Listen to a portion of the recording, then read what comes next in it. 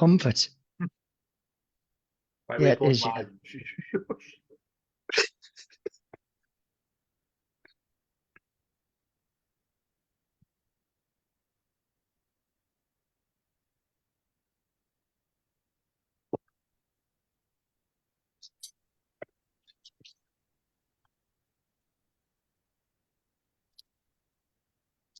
Right. Good evening. Welcome to the 12-Man podcast. Bit different because you can see us all wearing. This is really weird. Live on Facebook. We talk Easter. We talk John's coat.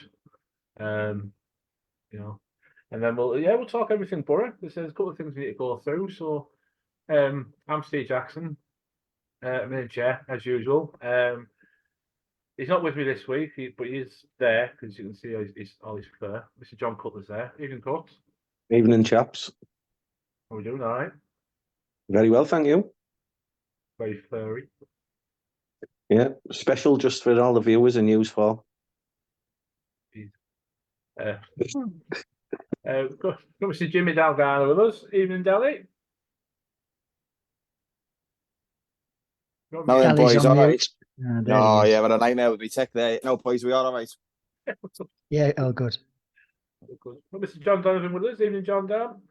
Now then, you okay? Yeah, we're good. How was your weekend? Busy. Excellent. Good. We'll talk about your weekend in a couple of minutes. And all the way from up north, keeping an eye on the northern quarter, Mr. Steve Dixon, evening, didn't tick up. Evening, fellas, all right? Yeah, we're doing good. So, we're going to talk Southampton, we're going to talk season ticket sales, we're going to talk Food Bank, because Food Bank's back on Saturday, behind the North Stand, and we'll talk Sheffield Wednesday, and we'll talk Swansea. So, yeah, a few things for us to get through, so get your comments in. First one's coming already, Stuart Gawley. Here's John sat in a baby chair. Superb. Great start. I take he's on about JD and he not me. He's definitely on about you. He's got his romper suit on. Oh, God. Right, before we start, are we all right? Yeah, we're good. Good. Right, no worries. Right, John, I'll come to you. Southampton. Obviously, we can say the result. We got a brilliant draw down on the south coast. You spent a couple of days down on the south coast. Went down Friday, came back Saturday. Tell us about your trip. You know, the joys of Winchester. A cracking performance. Say once we got into the game, got a good solid points, which, by the way, we all predicted. There's only one person predicted who would score for the Borough, and then you brought home a point which we all were really happy about. Hand over to you. Well, yeah. I mean, it was. It's what we always do every season. Have a couple of weekends away, and this one, Good Friday, was planned a while ago. Early start at 5:30, to travel down there, but obviously you set off that time, and you miss the vast majority of traffic. And we got into our pub in Southampton for about 12:15. So we had a couple of hours in there, which was great. They looked after us. Beers, killer pool, shots, a lot. And then onto the match. Obviously, team comes out and everybody's a bit, oh God, don't fancy us today. What did you make of the team when it did come out? Obviously, you mentioned there, oh God. Obviously, there was a lot of people missing. What did you think of it when you initially saw it? Well, I was trying to sort of work out who fit in where. And obviously between us, I think, we would have the opinion that he must be playing Jonny Housecoat at centre half. We could see no other way around it. And, we just thought, well, okay, we know we're stretched and we're virtually down to bare bones. Let's just go with it. Let's see.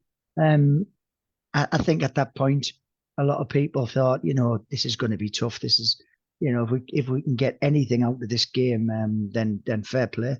And as the game progressed, Southampton were on us fairly early, as you would expect. And then they scored from a bit of a misdirected clearance from Jonny Housecoat. A good finish. Dieng had no chance. It was right in the corner. And you thought, well, this is going to be the start of a long 90 minutes, and we're going to find ourselves under massive, massive pressure. But to be fair, we sort of steadied ourselves. We didn't drop our heads. We steadied ourselves. We were competing well in midfield, and we were pushing them back. We were making some forward moves, and we were pushing them back. And obviously, we were close to an equaliser when Finners has struck the post. And we went in at half time feeling not too despondent because, like I say, conceding early, you fear the worst with a makeshift team. But going in half time, yeah, we were, okay, then let's give it a try. Second half. Second half comes, and again they have us under spells of pressure. Not massively long spells, but just the occasional spell of pressure. I think it was Shea Adams who missed that sitter from about 7 yards out in front of goal. Yeah. I mean that he really should have buried that. Dieng made a couple of saves. Clark headed on the floor, and then followed up with an angle block to keep the scoreline at 1-0. But we were creating a few chances second half. I said to my mate next to me, I said, "You're never out of it at 1-0. You're still in the game. It only needs one decent chance." And anyway, we had a few actually. That Elath had a 1-on-1 that he hit straight at the keeper. And then 90 minutes after Gilbert had come on, he floated in across. Lath was in between the two defenders, and he put some power onto it, and he placed it really well. And the away end went absolutely mental. It was superb. It felt so good. It felt like a win because, like I say, we'd conceded early. We were all fearing. Well, the majority were fearing the worst. And then as the second half progressed, we got a bit of wind in our sails. The fans were good and supportive behind the team, and that equaliser just sent everybody crackers. It was superb, and we held on. We had a chance after 1-1, but we obviously didn't take that, and everybody was over the moon with the final result. Players and management come over, applauded the fans. The fans were singing, and it felt really good. It felt really good. It felt like a win. I mean, you mentioned there, that's something I noticed when I watched back, as the game went on, as they were missing their chances. I mean, we've been on many away days where we've been 1-0 down. We've got to that point and you think, well, actually, we could nick something here. And you could feel it from the away end because it just got louder and louder and louder. And, I mean, just to talk about the away end itself, I mean, just under 2,000 hitting the South Coast on Good Friday. I mean, that's a hell of a turnout, isn't it? Oh, it is. It's superb. I mean, a dead game, really. I know we've still got a very slim chance of the playoffs, but by and large, it was a dead game for us. And to take, like you say, 1,800 fans down there who gave the team absolutely superb support, even when for most of the game we were 1-0 down. It was great, and you're right in what you said. As the game progressed, there was more and more optimism creeping in to Borough fans. Thinking, we're creating chances here. We might get one of these, and it turned out that we did. Brilliant, yeah. It was. I said the noise from the away end was class. The people jumping all over the shop. I said, it just reminds me of the amount of times I've knocked you to the floor and all sorts in the way ends. I thought he's definitely on the floor somewhere in there, absolutely. But mega celebrations and yeah, massive, due reward for the travel that people put in, because even some people went down on the Thursday, and the travel down on Thursday was quite horrendous as well. So, massive hats off to anybody that does it. And could talk quickly come to you because you said latte laughing 1-1. You can put your smug face on now. I'll just give myself a pat on the back, the resident expert. Yeah. Well, yeah, it's another 30 odd quid towards our charity bet total at the end of the season. We're all doing really well between us, and like we say, there's going to be some charities benefiting at the end of the year. So it was a great header, to be fair. That he misses a few chances, but for me, he misses them when he seems to have plenty of time on the ball, and you think he should score. But that was sort of an instinctive header. It was a great finish, and fair play to the lad. I like him, me. I think we're only going to see better and better from him next season. It was one of those headers where you had to put some power onto it. It wasn't just a glancing header. The power wasn't in the cross. He had to sort of stretch his neck, put some real power and direction into that header. And like I say, when it went in, oh man, fantastic. Loved it. I love last minute, me. I love last minute goals. Fantastic. I know. It's funny you mentioned that Cuts there about I say when he thinks about it, he's got he tends to miss his chances. I mean, Ryan Elliott's got in touch and said, can't remember where I saw it, but I saw someone say if you don't give Latte Lav a chance to think, he scores. It seems so true. His instincts are really, really good. Once he just does something, off the cuff, he scores 9 times out of 10. But if you give him a bit of time to think about it, like, I mean, we'll go on to it. Cut the one-on-ones he had yesterday. We had time to think. And he didn't hit the target, but they say that header, like you said, is an absolute cracker. He reminds me, to be honest, it's not just his goal scoring, is it? He absolutely works his socks off for 90 minutes. He reminds me a bit of Duncan Watmore, but this might sound a bit unfair on Duncan, but a better version of Duncan Watmore. His work rate across that line is really, really good. And let's be honest, for the bulk of the game on Friday, we were chasing the ball, but he didn't stop. I thought he put in a really good performance. He really did.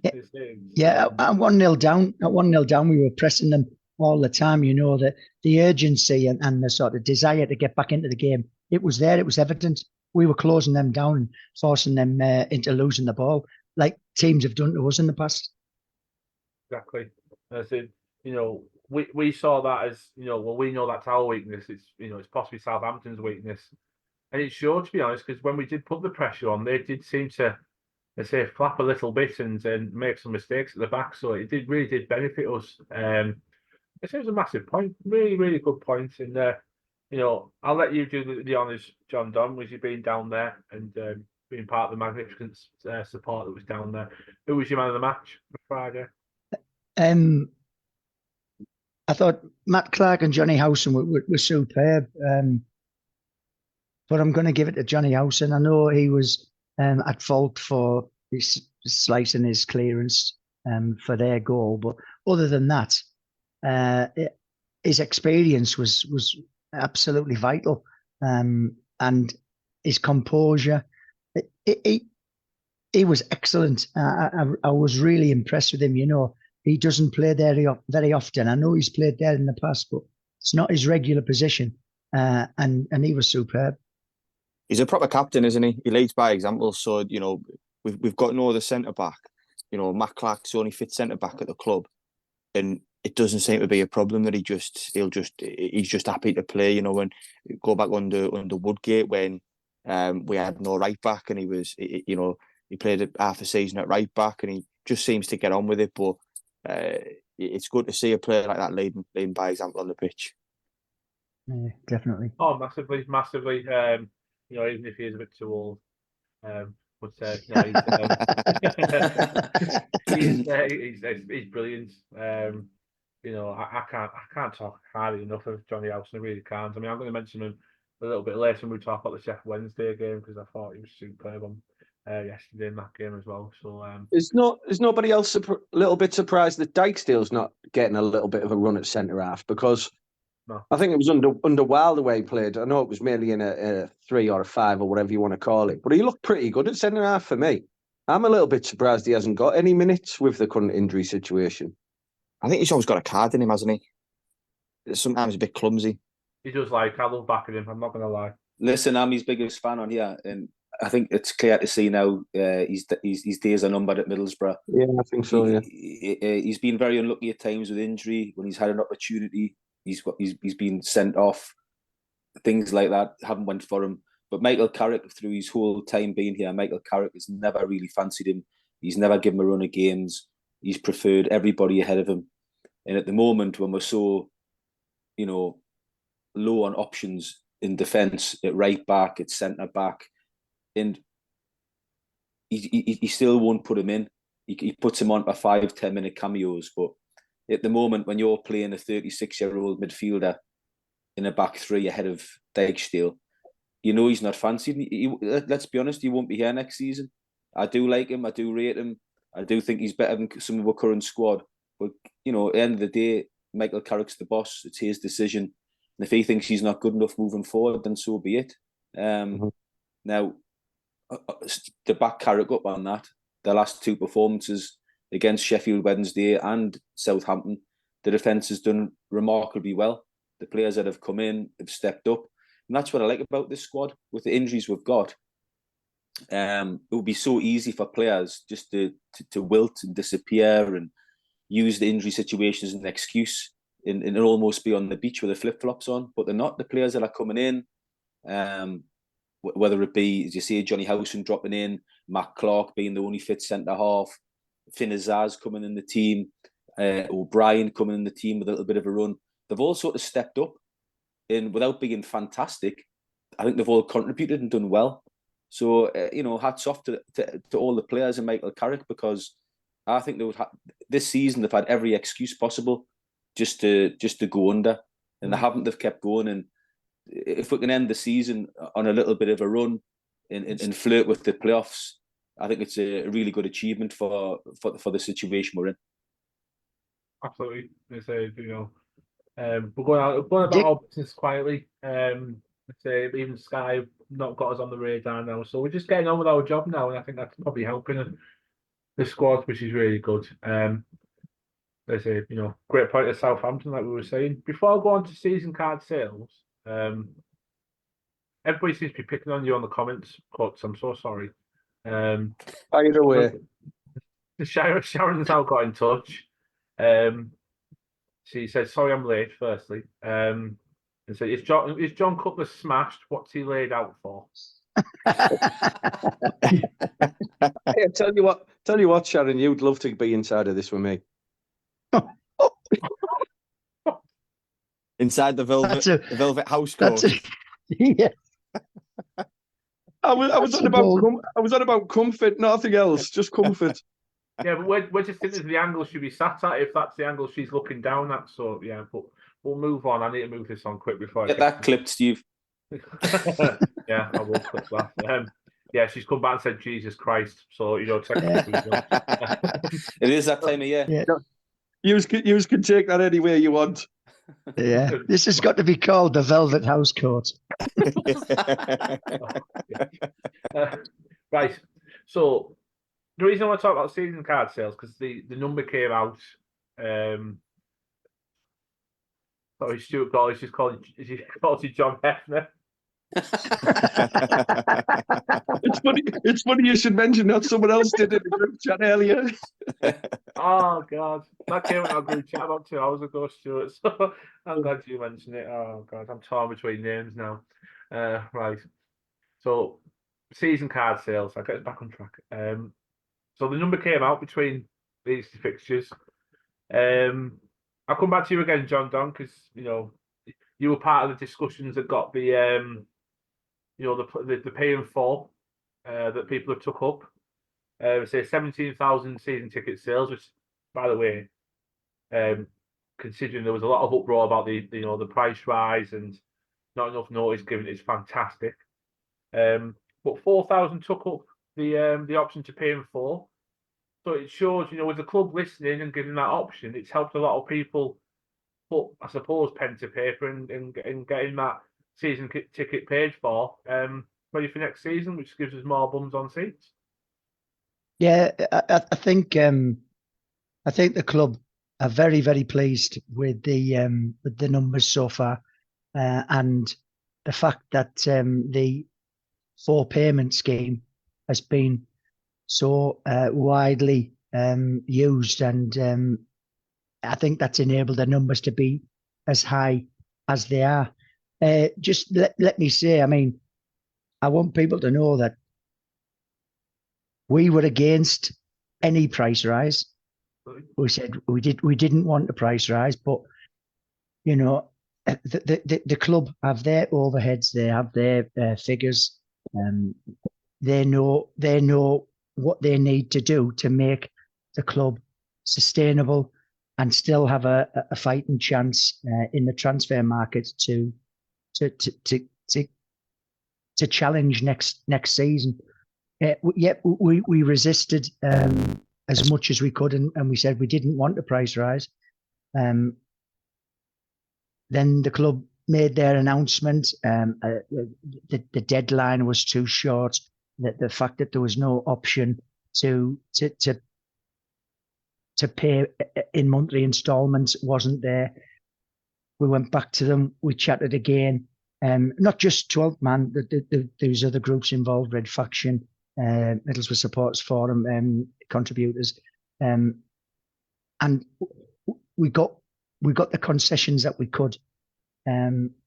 Again, with regarding the payment scheme, I would have liked it over 12 months, or at least over 4. It's enabled people to maybe budget a little bit better, so they weren't hit with a lump sum payment. And we got the deadline moved so that at least people had 2 paydays to try and save up for it. So we'll keep talking to the club. We'll keep pushing issues. It's not just about ticketing, but concourse issues, retail issues, ideas going forward. We're always chatting to the club, and like I say, we can make some wins, we can make some gains, but they're not going to do everything that we want. But we'll keep on at them. But I was really pleased with the numbers, that numbers of fans that have renewed, and I hope that come the start of the season next season, that'll have jumped up to in the 20,000, 21, 22 possibly, and we average as many at home to give the team the support they deserve as we have this season. Yeah, absolutely. As I say, the good thing about that paying for, as I say, I paid all mine in one go, but I did look at the option. You did have the variable of how much you wanted to put forward, so you made the other 3 payments, as affordable as you wanted it to be for the next 3 months, which is really good. If you had like a good chunk of it now, then as I say, it was good for the 3 months. But it was superb. Kath's just got in touch as well, said it's good. Whoever did the PR when it came to the season cards was shocking. We said that straight away. But they're glad they've listened to the fans to move the deadline. But that's the thing. We pushed for straight away. We couldn't expect fans to give them 4 weeks' notice to bring 500 quid out of nowhere. So it's really good that they got everything sorted. And be interesting to see what lessons are learned. This time next year. I think the proof will be in the pudding. Then is if the club took everything on board, or are they going to put the crash helmets on again? And are we going to go through it all again? Payment schemes that you've just talked about, is the letter for, or the email for the message going out for season tickets, is that going to be a bit early to give you that extra payday? If the club want the money in by April, for the end of the tax year, or for the end of the year accounts and stuff, then that's fine. But they need to let us know early on. They need to give people that time to prep and just at least say thank you. But like I say, we won't know for another 8 to 12 months if we're going to, if lessons have been learned through that. I hope they have, Dally, because if only they'd have run past us their proposals beforehand, we could have helped them avoid such a bit of a car crash. To be honest, we could have said, "Oh, hang on, that's awful. What you're sending out there is awful."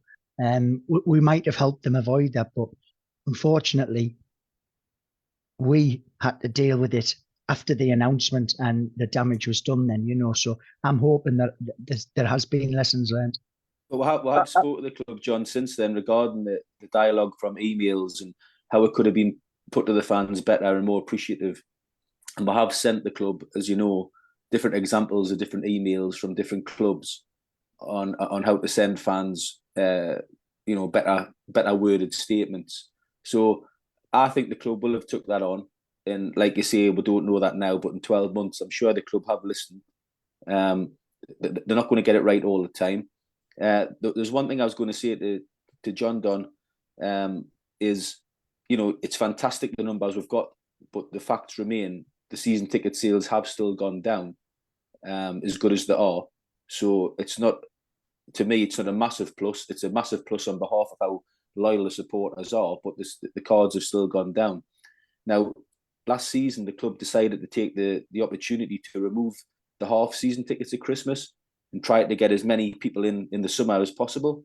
I'm just wondering, as we're moving forward with dialogue towards Middlesbrough Football Club, that this might be a better time to reintroduce that for this year, to put the half-season tickets back on, to try and boost the numbers. If we're hopefully in a promotion race come December time, that looking to put that back on for supporters would be a good idea. So I'd like to think the club would listen on that one and bring that back in, because most years, we'll get 1,500 extra season ticket holders at Christmas time, and it just boosts the number at a really important time of the season for the team.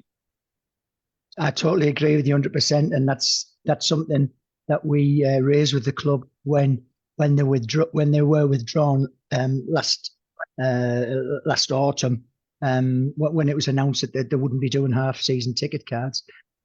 We had dialogues with the club to try and find out answers as to why, and we thought it was a bad idea. So I'm hoping, with continued dialogue right through up until just before Christmas of this year, that there'll be a change of heart. What we have to do, we have to give them evidence, give them reasoning behind why it's favourable for the club, and we will do that. That there's people sort of doing research now from what other clubs offer, so we'll be able to go back to them, hopefully with some solid facts, figures, and information, and hopefully we can overturn the decision from last Christmas. So a couple of points on that. I think Steve is head of the club, so he's the one who gets a lot of the flack, and he has done in recent weeks. I think Steve's always said, hasn't he, if fans or fan groups put something forward that he thinks is viable for fans and for the club as well, he's only too willing to do it and listen to ideas. He's proved that in the past. I think the season ticket at Christmas, when they sacked that off, that was a bad move. But I think when Steve said there about the season tickets being down, they are down. But if you look at us this time last season, we were absolutely flying, scoring goals left, right and centre. We had another 50, 60 million pounds worth of talent in the squad, albeit loans. And there was still a very, very real chance of us being in the Premier League. I'm very impressed with the season ticket sales we've got this season. Considering some of the football we've watched at home, I think it's a really impressive amount, and it's exceeded what I actually thought we were going to get. I totally agree, John. And the number, I'm not saying the numbers aren't good. I think the numbers are fantastic, by the way, superb. But the fact of the matter is, regardless, they're down on what they were. Now, yes, some of the reason can be this season we haven't had quite as good a season as last season, but we're not a million miles off. I mean, we're still within a small chance of the playoffs. Highly unlikely, I know, but considering the injuries we've had this season, it hasn't been a complete disaster. We got to a semi-final of a cup, which was a fantastic achievement. So it hasn't been a real disaster season. And the fact that they've gone down, to me, if it was me running the football club, would still be a concern. I know season ticket holders that have not renewed, who've been going for years, and they've seen far worse football, and I've spoke to them, than what they're watching this season. Over the last 10 years, we've seen far worse seasons than this. And the reason is purely finance. So it might only sound a small rise to some, and people who want to look, luxurious position to be able to afford them, like myself, to be fair. But to some people, those rises are just the straw that broke the camel's back. And you don't want to lose these season ticket holders that have been going for years. So yeah, I agree. The sales are good, but I think like Dally said, I think there'll be lessons learned, and I think moving forward in 12 months' time, I'm sure there'll be more dialogue with the fan groups, and hopefully, like John says, they'll reconsider bringing back in the half-season tickets, and hopefully we won't be too far away from what we had last season. I mean, you came out with some stats last week, didn't you, about us having a real go in the summer? So if we do have a real go in the summer, it wouldn't surprise me if we at least match the season ticket sales from last season. We've still got to remember it's still only the early bird, and it's £60 more to pay if you're going to get a season ticket in a few weeks. I reckon there'll be a few fans that still could be persuaded by the business that the club's going to do, hopefully, in the summer. So I'm still pretty confident that we'll reach similar levels to last season, to be fair. 100%. Well, you bring in two marquee signings, a championship level, two really good signings. Absolutely, that would massively help. Yeah. Fans are fans. Fans get taken in by, when the club show ambition, they think, wow, brought in these players, get them players back from injury. We're going to have a real good go at it next season. Stuff it. I know I said I wasn't going to renew, but I'll just pay the extra £60 now. I don't want to miss out on this. Yeah. Of course, that happens in football, and I agree. And that's what we want to happen, isn't it? Let's be honest. All of us want that in the summer, to see that little bit extra ambition, that little bit extra quality coming in, that little bit stardust to go with what we've got. And next season, I think it could be really exciting. Well, listen, I agree with everything you say. And when I go to these meetings, I'm a fan. I'm affected by prices. I'm affected by queues on the concourse. I'm affected by poor stock in the retail shops. Everything that every other fan goes through, I'm affected exactly the same. So I'm putting the points across. People might say that the club are just ticking boxes. They don't really know. They're speculating because we can get everything we want. But we've exerted a little bit of, shall we say, not fan pressure, but we've exerted some sort of pressure that's allowed changes to be made and concessions to be made from their initial announcements. And we'll keep on doing that. We're not going to win every battle, but do you know what?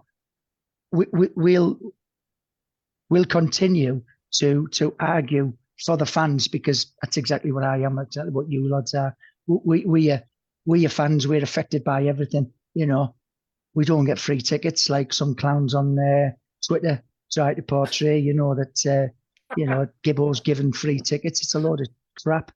But anyway, some people are gullible, aren't they? Anyway, go on. Some people do talk a lot of Bertha kit, so Barry White. Barry White. And various other celebrities. Yes, we don't align to a certain celebrity, but I do remember the one thing I wanted to mention before Sheffield Wednesday. So I'll come to you because you put a status about it on Twitter. A new badge. Club are going to be talking to the fans about a new badge for the 150th year anniversary. A lot of people do forget that we are 150 years old. So that is coming up. And they say the club are going out and putting a new badge, and they're going to be talking to various supporters groups and want the best ideas coming. And you put your idea straight out there, didn't you? Yeah, I think it's a good idea. I can't think of the names of there's various Twitter accounts that have actually made some up already, and I'm really impressed with some of them. And I hope the club get to see these and involve some of these guys who were good on that side of, and maybe, I don't know, get it down to 4 and do like what we used to do with kits and let the fans decide. Because I'm sure someone mentioned before that, I don't know if it was when we were in a meeting, but Steve was never that happy with the current badge that we've got. He obviously, he was in discussions with other people who obviously liked it, and I think Steve didn't particularly like it, and I'm not a massive fan of it. Some of the retro badges that I've seen that have been done, or even going back to something maybe back from in the day, the Eramis badges and all that kind of thing, I'm really impressed with some of them. And I would like to see the club put maybe 4 up and say, right, we'll let the fans decide on various social network accounts, whether it be Facebook or Twitter, or, I don't know, putting some boxes outside the stadium and letting fans decide. I think that'd be a good thing publicly for them to do. The true Yeah, story yeah. regarding the badge with Steve Gibson was when we played Sevilla in the 2006 UEFA Cup final. He was in the box with the Sevilla chairman, and he commented to Steve Gibson, seeing how impressed he was that a club that was only formed in 1986 had got themselves to a UEFA Cup European final.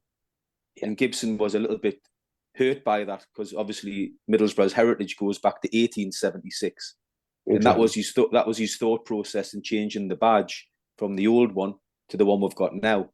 In hindsight, for me, it should have been a simple process of just changing the 1986 to 1876 because I love the old badge. It's fantastic for me and far better than the badge we've got now.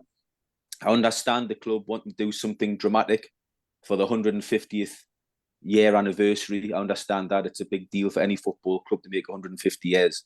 But for me, the cost is going to, to change your badge is going to cost a lot of money. And me personally, I think there's better things we could be spending it on. Me personally, I'd rather see the seats in the stadium get renewed, things like that. The concourses uplifted, the toilets in the concourses uplifted to a better standard because the ground's looking a little bit tired.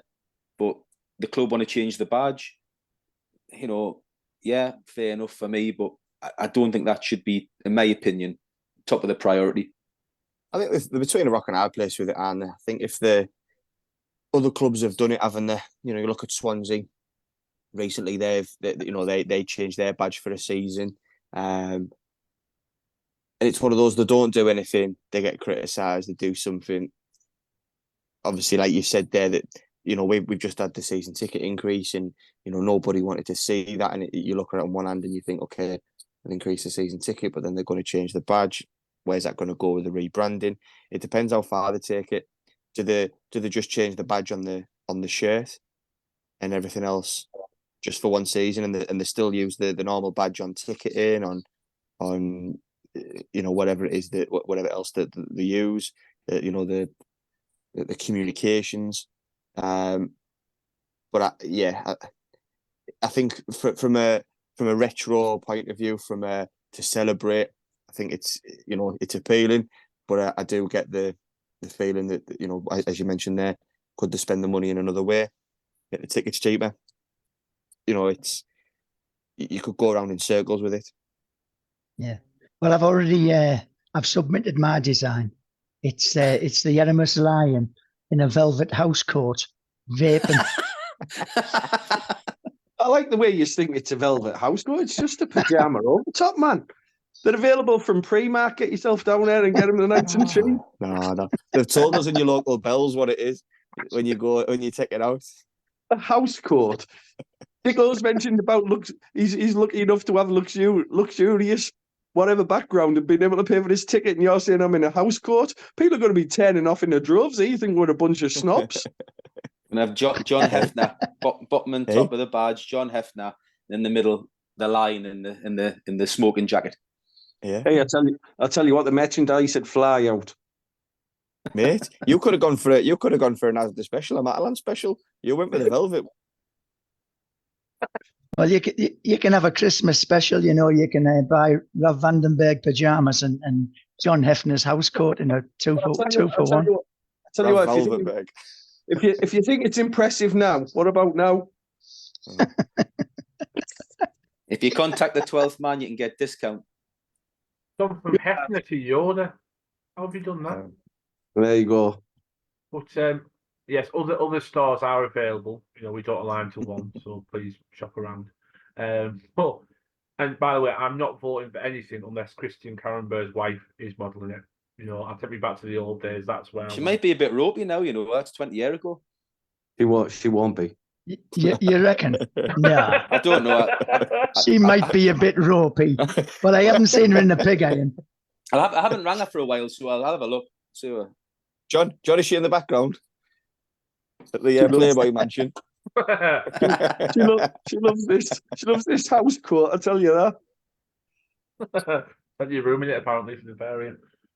Right, get back to football matters. Jesus God, I've lost control of it. Right, Sheffield Wednesday yesterday. Daddy, I'll come to you. you usually go for the 1-1, as we all know, but you were quite confident and put yourself forward and said we'd win. Yeah, first one of the season. I know, first one of the season. But we all went into it and thought, Borough unbeaten in 5. Sheffield Wednesday haven't won in 3. We all know what's coming. But when you push that aside and take the typical Borough thing out of it, it was a game that we simply couldn't take anything less than 3 points away from, could we? No, I think they're down there for a reason. I know they've give it a bit of a fight back, but I prayed that we didn't have deja vu of the reverse fixture. It's one of the worst games of football we'll have ever seen. And I think we had to put a stamp on the game yesterday, make sure we got the result to kind of try and put that to bed a little bit. I know I bumped into Dicko and he told me the team beforehand. And when you hear that we hadn't got any of the injuries back, you do think, oh, right, okay.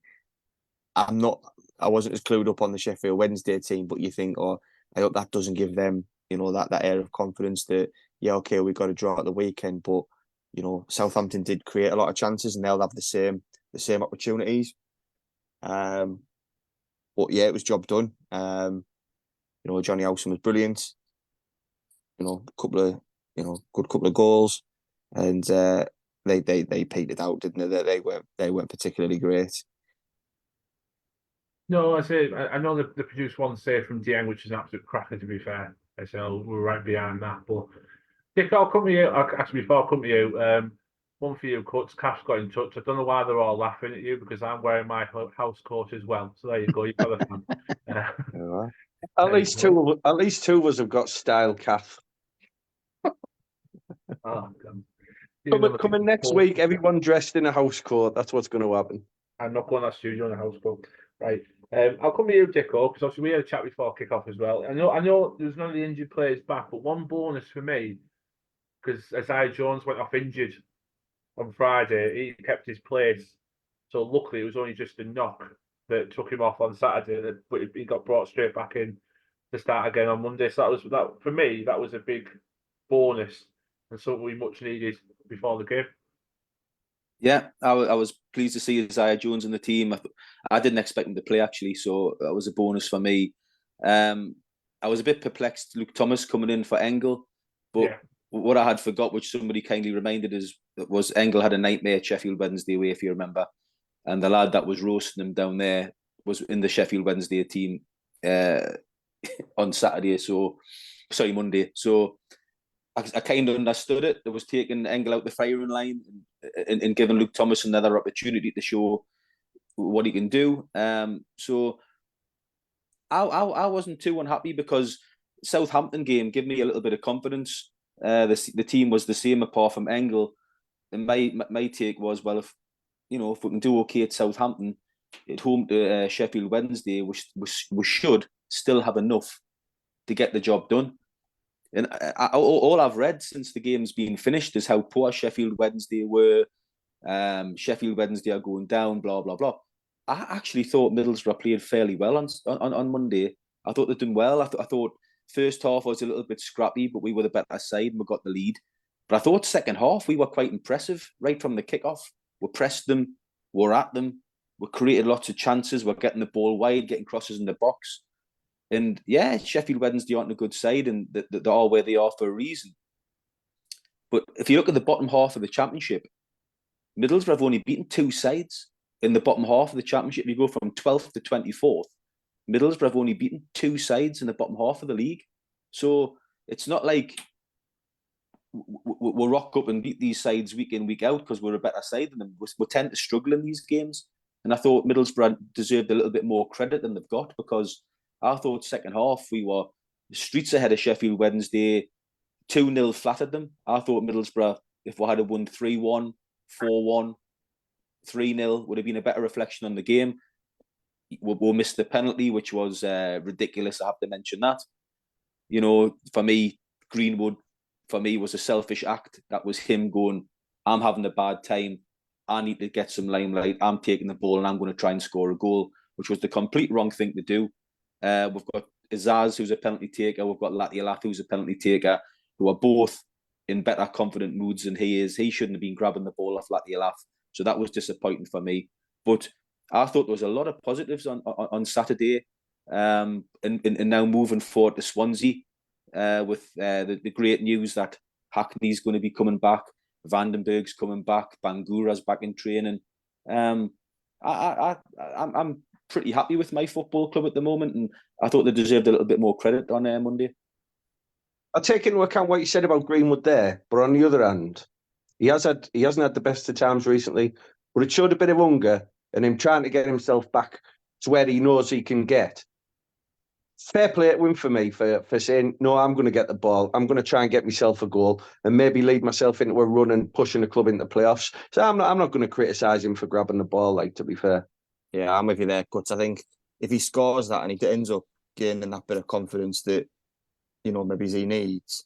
For me, Greenwood, I think he's been affected by our injuries probably the most as an individual player because of the players around him. I think if you think back to, you know, when we beat Sunderland and he was brilliant that day. He had the likes of Bangura, Lath, Jones. He had them all firing. I know we've got Jones and Lath in the team, but we had the likes of, you know, McGree and not McGree didn't play that day. We had Crooks, and we had some good players around him that day, and in that period. And the injuries, he's ended up playing as that lone striker when he needs support around him. So a goal might have done him the world of good. Do I think we will keep him? No, I don't think we'll keep him. I think, yeah, there's the £1.5 million rumoured fee, but I'm pretty sure Kieran Scott said so as that, you know, if Leeds get promoted, he's a Premier League player then, technically under his contract, and his wage goes up. So I don't think he'll be here next season, but I think maybe his goal might have given him the confidence that he needs. Yeah, absolutely. I'm going to pull you up on your stat there, Nico. You did mean 2 wins at home, didn't you? Against Yeah. Martin. Yeah. Yes, yeah. I counted about 8 there, but that's fine. No problem at all. But no, I know you're absolutely right. You know, people don't give us enough credit for how much we controlled the game yesterday. I thought we were very much in control. There was no points where I thought they could actually score here. But, you know, I think most people are just going to call a spade, aren't they? You know, Sheffield Wednesday were rank bad. They were bad. I mean, for me, yes, it was a 2-0 victory, and, you know, I've got nothing to complain about. I just wish we'd scored that second goal a little bit sooner. There was always that moment where you think, the longer this goes 1-0, the longer the nerves kick in, the longer we think, oh God, they actually could equalise here. But look at that second goal came. But I say we mentioned it, John Don. I say I know I haven't gone down as his goal. I haven't seen it up close again, but another instance where Latiolaf's got in the right place and it seems to have made the effect to get that first goal. I know it's gone down as a Hikwe, is that his name? Gone down as his own goal. But he's got in the right place again, hasn't he, Latiolaf? And he's made an impact for that first goal. Mm-hmm. Yeah, definitely. Yeah.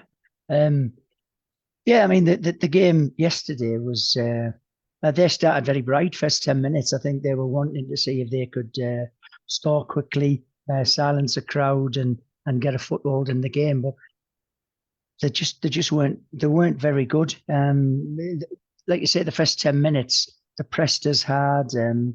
They were hungry. But you could tell, you know, that their confidence is absolutely shot.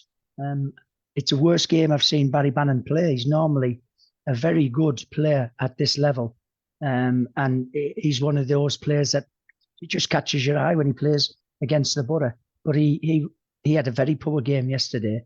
I know it was nip and tuck whether he would start the game due to fitness, but he did start, but it wasn't his best game by any stretch of the imagination. But I thought overall, you know, we were comfortable. We looked good. We were good in possession. We were patient. We successfully played it out from the back. We didn't get caught doing that. Yeah, it turned out to be a comfortable afternoon. I agree with you, Steve. I thought we deserved to get a second goal within the first 10 to 15 minutes of the second half, because we really come out after the break having a right go at them. And if we'd have scored then it could have even been a more comfortable scoreline. But I was happy with 2-0. I was pleased, and like I say, 14 points out of the last 18. With all the problems at the club with injuries, I think that's pretty good. Just on that with the injuries, sorry, John, just with the injuries, I know that it might be you, Dick, or that shared it maybe on Twitter or in the group chat with something that, is it Dominic Shaw had tweeted with the starting 11 of injuries that we've got, and you look and you think on paper, I'll have a starting 11. Like, you'd be happy with that starting 11, turning out on a Saturday. I don't think I've ever known it in my lifetime. I don't think I've ever known a season where we've had this many injuries at one point. There must be something in the background that's going on, whether it's a training method. I'd seen somewhere someone had mentioned they've got a new pitch at the training ground. There must be something in the background that's going on for us to have this many injuries. I don't know that the club are looking into as to why they've got so many injuries. Because Gibbo said it. Gibbo said that it's unusual. They're looking into all the methods of whether it's the conditioning or whether it's the fitness coaches, the medical staff. They're looking at all things to try and pinpoint if there's anything that has caused so many injuries. But you're right in what you say, Dally. All the training pitches and match pitches at Rockcliffe were relayed. What with tarmac? Aggregate. There might be something there, whether or not the pitches are too firm, too soft. I don't know. I'm just guessing. But I do know that the club are looking into the reasons behind the number of injuries. I mean, going back to the game a little bit there, I actually agree with Steve. I thought second half especially, I think we've started to move the ball a little bit quicker in forward areas. I thought Finnazaz showed glimpses of what he was all about yesterday with a few through balls and what have you. I thought we played pretty well, to be fair, second half. And although we got one penalty, for me, we should have had another two. Because that foul on O'Brien was 100% a penalty for me. And I think there was another handball where his hands they weren't by his side, they were up in the air. So definitely. I think we had another two penalties, and within 5 minutes of the second half start, and Lath could have had another couple more goals. I was quite impressed with the performance, to be fair. And although Steve mentioned it earlier about Dieng's save of the season for me, that was absolutely outstanding save. And at that time, it would have been it would have brought them right back into the game. It was an outstanding save. It was one of the clear openings that they got in the second half, because I know they pushed a little bit at times, but they didn't really massively threaten. But apart from that shot, I'd say as soon as that shot went, it was us lads where we are in block 23, we were right behind it, and it was a great hand that Dieng got to, unbelievable save. But I mean, to go back to that, I didn't interrupt it. No, I thought I interrupted someone. Sorry. So going back to that tweet that Dom did, obviously the team that you put out. I mean, if I'm going to read this 11 out, and you 5-3-2, right? Glover, Smith, Vandenberg, Fry, Lenihan, Bangura, McNair, Hackney, McGreeve, Force, Colburn. You take that on a match day. It's stronger than the team that played on Monday. It's ridiculous, that. You know what I mean? You've got other teams complaining and moaning. They've got this injury, that injury, and whatever. Yeah. Just pull our injury list out. We've had I'd say an average since maybe November of 11 players out injured at a time. That's unheard of. I don't know what's happened. I'm glad it's something that's been looked at, because I've never known a season like it. I really haven't. It's crippled us. Absolutely crippled us. But no, it was a good second half. It was a really good second half. Let's say credit to Michael Carrick as well for that, because he must have said something at half time to say, step it up by, step up by, a little bit quicker, with the tempo, with the passing. And Sheffield Wednesday couldn't live with us, and they couldn't live with the speed of, with being brutal. They looked a League One team yesterday, and that's exactly where they're probably going to end up. I think it was refreshing as well to see an opposition manager come out and actually say, I think he said in a press conference, their manager, that the only surprise to him was that it was only 2-0, because more or less we absolutely battered them. And if they keep playing like that, they'll go down. But at the end of the day, you can only beat what's in front of you. And so I'll give them all the credit for the performance yesterday. Absolutely. John, I mean, sorry, go can on. you get any more horizontal? You're going to be upside down soon. There he goes, yeah.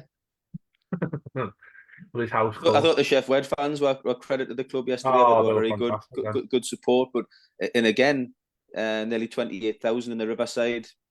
Which was I know the season's we're still flirting with the playoffs, but like John was saying about the Southampton game, and we're probably not going to make it. So to be getting 28,000 nearly in the Riverside again for almost a dead rubber is credit to Middlesbrough. But I'd like to give the Sheffield Wednesday fans a little bit of credit, because I thought they turned up in good numbers and good voice.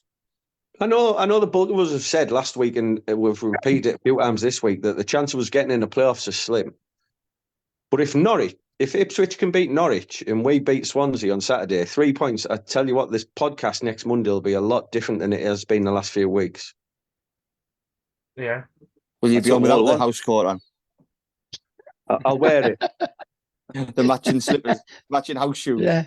Yeah, please. John's Seriously. lucky Housecoat. Seriously, it will. If we beat Hull and Leeds, he'll be on in his Speedos. Yeah. I wouldn't go that far. Jonny Housecoat, Jonny Housecoat, Jonny Housecoat, Jonny Housecoat. No, if he does wear it, I can't wait to see what Bernie Slavin says about him wearing that house coat. I wonder if he'll be taking him up on the opposite, trying to buy himself one. But, If I put a Smith's badge on it, he'll love it. yeah, for the badging. But no, I know I've criticised Sheffield Wednesday a little bit there, but these boys are absolutely right. You can only be what's in front of you, and we were professional yesterday. The only thing I would say is we should have won by a lot more. But you take 2-0 because it takes us up to 9th. We're up to 9th in the table. We're like you said, 6 points off, unbeaten in 6. A few whispers have started again. But you just got to take one game at a time, haven't you? Don't get too excited. It's been mentioned. All the the players and the staff have all said we'll just keep going until we can't. That's what we can do, isn't it? Really, you can't really ask for much more. But I must have said something to Jamie because he's gone. But right, 1-1. I'll come to your man of the matches then. John, I'll start with you. Who's your man of the match for yesterday? Well, I told you this in the stand. O'Brien for me. There was a couple of others running very, very close, but I just thought O'Brien was all over the pitch. He looked like he was enjoying himself. He was pushing forward. He was starting attacks from picking the ball up from the keeper or the defence, turning and going. I just thought he had a great game. So he was my man of the match. Yeah, we've obviously said something with Ali because he's gone. But Dicko, I'll come to you. Your man of the match for yesterday. I agree with John. I thought O'Brien had a really good game, probably his best in a Borough shirt. I've seen some quotes, Middlesbrough fans wanting to sign him for £4 and £5 million. He's going to have to do a lot more for me to pay £4 or £5 million for him. I think he's a decent player and he's got better forward. But if we can get him on loan again, or $1 million, $1.5 million, do a deal with Forest, I would take him next season. But if you're talking £4 or £5 million for me, I'm sorry, I wouldn't be signing him as well as he played yesterday. But I would go for yesterday, Jonny Housecoat. Funny enough, I thought he had a really good game yesterday, Johnny. Playing out of position again. I thought he broke well into the midfield, defended well, as did Matt Clark. I thought there was for once we had 4 or 5 players up for man of the match yesterday.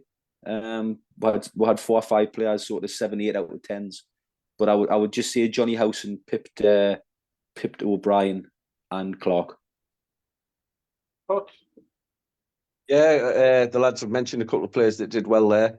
And although I'm not going to give him man of the match, I think his performances in the last few months since he came back from injury have been exceptional. I think Matt Clark was really good again, and I think he was good at Southampton. But I'm going to give it to a player who's had a lot of stick. I thought Barlasser had a decent game. I thought he spread the ball really well with some long passes, opened up the game. So, like you say, he's had a lot of stick. I'm going to give it a Barlasser.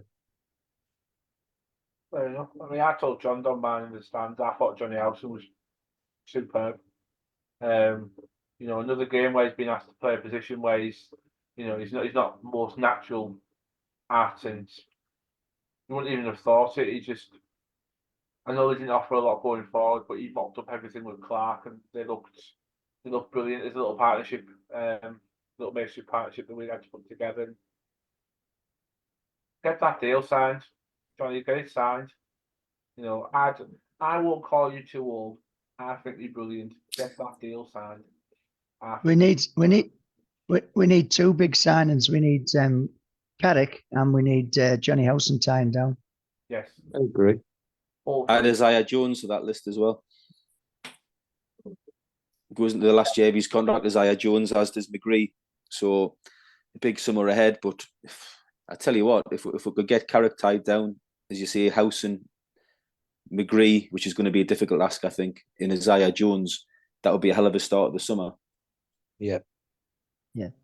Right, if you want to put another positive on yesterday's result as well, we are now mathematically safe from relegation. There you go. Unlike Sunderland. Unlike Sunderland, how did they get on yesterday?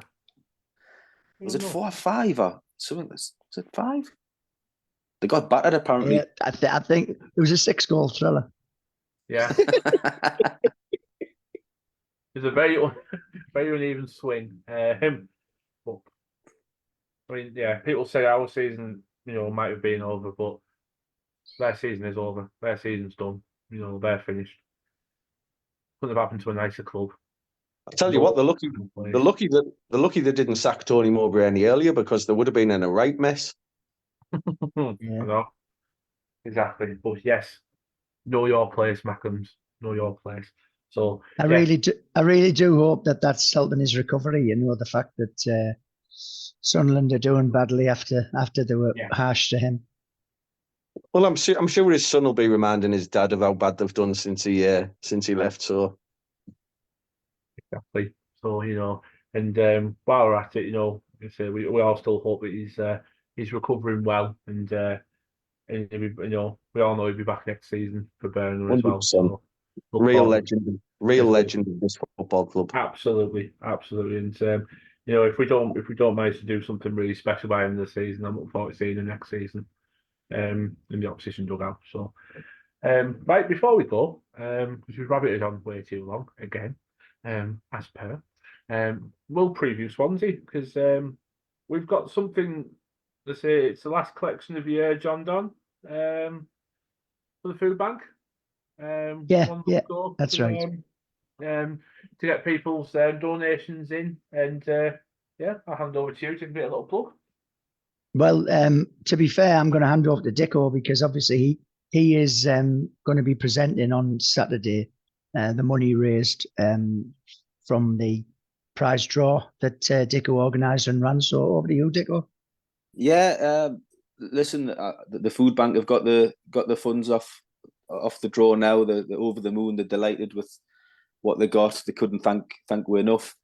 So on Saturday before the game, we're going to go across to the food bank and get a few photo opportunities. And the 2 winners are going to get emails. If they're listening tonight, you'll get an email inviting you to come across and get your photographs taken with the representatives from the food bank, just as a thank you.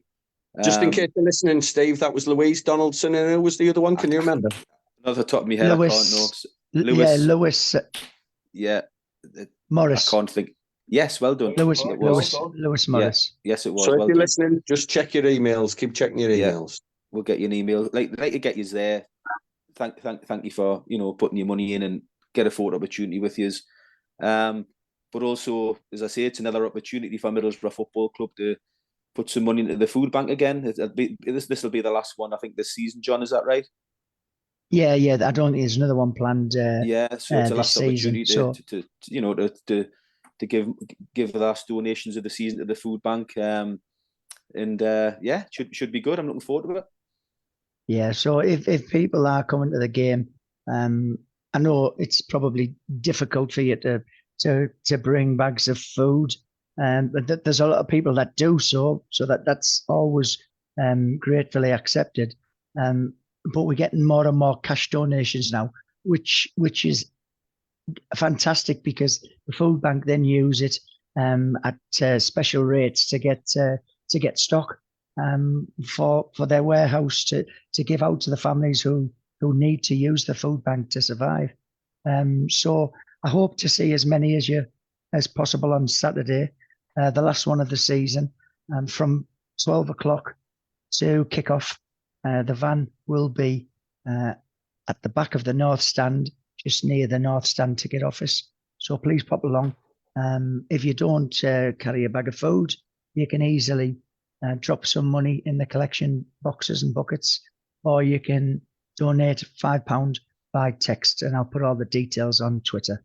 I'll just say there, John, for you, you can text MSF to 70560 to donate £5. So yeah, you can do it by text. So it's text MSF to 70560 if that's easier to donate. Yeah, cheers. It was just like watching Terry Wogan at Comic Relief or Lenny Henry there. Yes, if you can, any donation is gratefully received. But it's last 3 o'clock Saturday of the season at the Riverside. The other two have moved. One for Sky, one for obviously for the last game of the season. But it's a big one Saturday. Like you said, you brought into the conversation, if Ipswich can do a job on Norwich, because Ipswich are absolutely flying at the moment. I'll just put a little hint in there. I didn't say they would be up there all season. So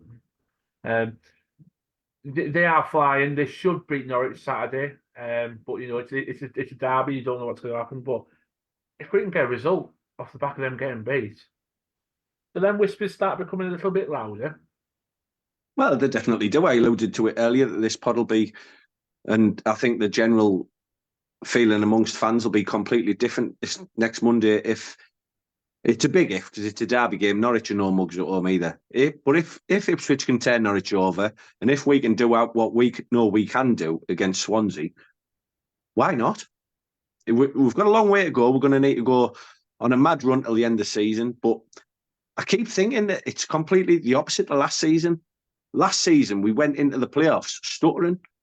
We're 6 unbeaten now. We've got still a few games to go. You just never know with this football club. I keep saying it every week. You never know. So it's all about getting 3 points and keeping pressure on the teams above us. But let's hope we can do that.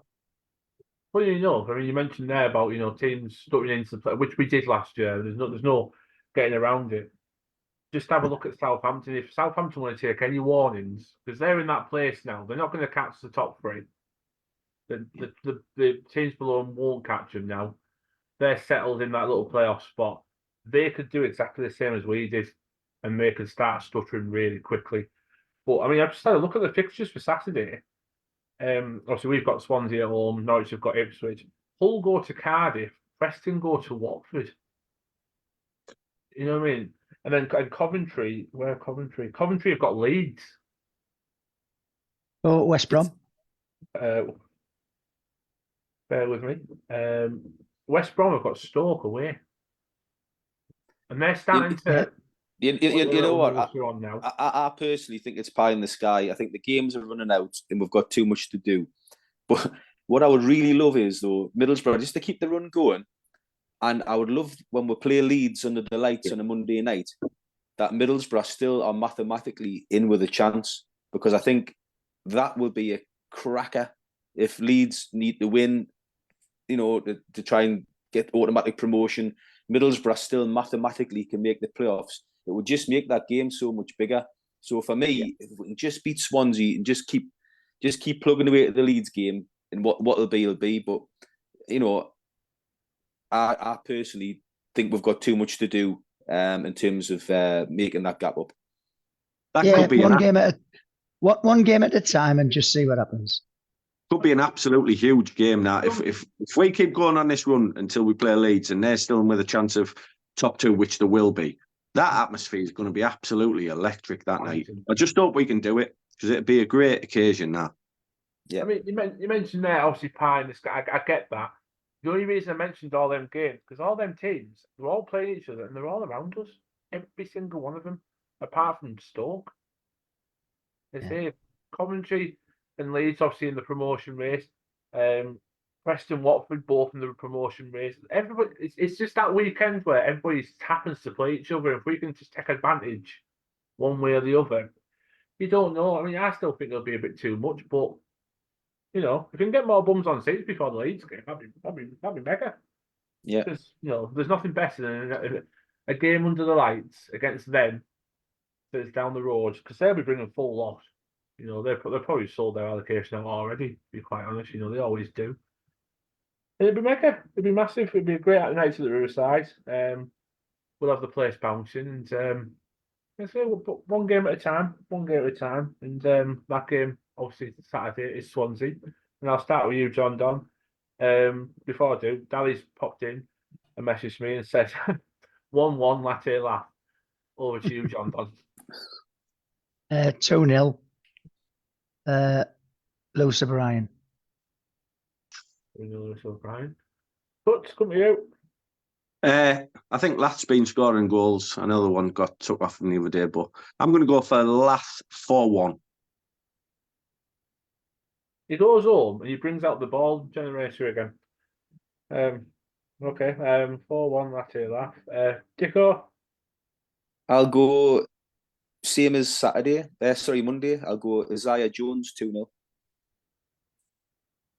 Someone had to say it. I'll go 2-1, and Swansea will score. Not bad team, Swansea. And I'll go Jonny Housecoat to get a goal. I think Jonny Housecoat will score. I think he's due a goal. He pops up every now and then, doesn't he? In bags of goals, so he's due a goal Saturday. So you might take the penalty off Greenwood. I'll put the penalty off Greenwood. But yeah, there you go. You know, keep the guesses coming in. Yeah, I know Bandy's got another drawing coming out very soon. He's sketching away. So he'll know that. We'll have no doubt have another print to send off for someone. So yeah, keep them coming in, and yeah, I think that's pretty much it, isn't it? All done. Any other business from you three before I'll let John go and put the rest of his outfit on. Yeah. I'll send you the picture, Steve. Don't worry. Lovely. I don't need to pay a $4.99 subscription fee. I get it for free. Right. John, have you got an OnlyFans page? I might start one the way you three are going on. I've never felt so loved in my life. Jonny Housecoat. Jonny Housecoat. Yeah, I know you mentioned Violet Housecoat. It's definitely Jonny Housecoat. This one's been called. So absolutely. I tell you what. Put your sizes in the group chat. I'll fetch you all one on Saturday. Yeah, boy. I'll look great after 10 pints wearing one of them, won't I? But yes, they'll come in different colours, John. Well, I was thinking pink for you, John. That'll be fine. I'm okay with that. I'm comfortable in pink. So in that house, though. Is that with hood or without hood? Hurry up and end this show, will you, for God's sake? Oh God, what a way to end! So yes, that'll do. For all you at home, they say no one's with me tonight. Thank you very much for popping on. Always a pleasure. Never a chore. People for joining in and getting in touch. Thank you so much. Kath, I hope your house coat is keeping you warm. Kutch is keeping himself warm with this. If you want to collab, feel free. Let us know the results. And yeah, we'll have a chat next week. Well, I'll see you all, you lads, on Saturday. But if you want to come and support the food bank, 12 o'clock outside the North Stand ticket office. And yeah, thank you very much for liking, subscribing, commenting, getting in touch. And I'll leave it there. Thank you very much. See you later. Arrivederci. Up the borough. Up the borough. Up the borough. Come on, boys.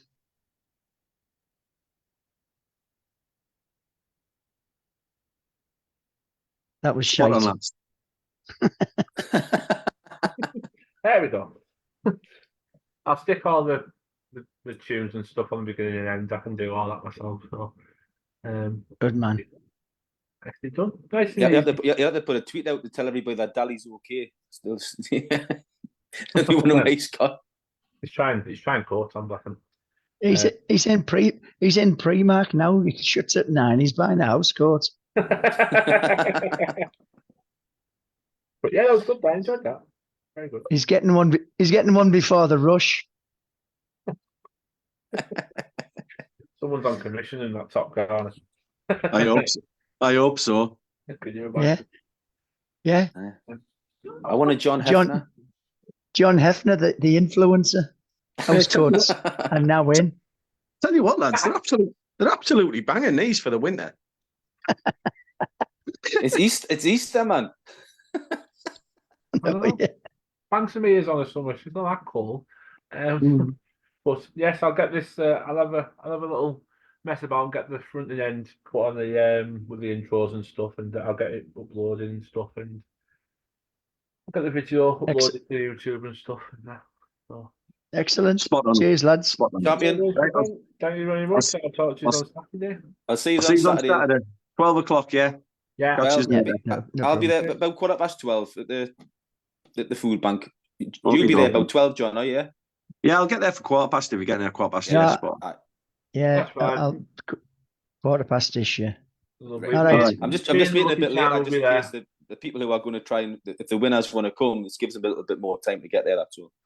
Yeah, no worries. Right. All right, see you later, What lads. box are No, you but go, what box are you going in, Dicko? I've got no idea. It's nothing to do with me. It's my brother-in-law done a job for a firm that's got the box at Middlesbrough. And as a thank you, they said you can come up, a couple of tickets, and any game, any choice of the season at Middlesbrough, you can come up. And he's just so happened to pick the Swansea game, so I'm just tagging along for the free food and drink, basically. So Nice. could be Is your dad going with? Is your dad going? He just had No. the one ticket. He just had the one ticket. So my old man won't be there. When you Unfortunately. messaged me earlier, though, didn't you say it was he did pyros for the Red Faction, wasn't he? I know it's a shame. But I say we could have got another ticket. I'd love to have took my dad as well, but Yeah. I say no can do, unfortunately. But Well, if we see should be good. if we see a smoke bomb go off in the West End, we know which box Dicko's in, don't we? Right, see you later, chaps. See you on All right, Saturday. nice one. See See you later. Cheers. Ta-ra, man. Ta-ra. Ta-ra.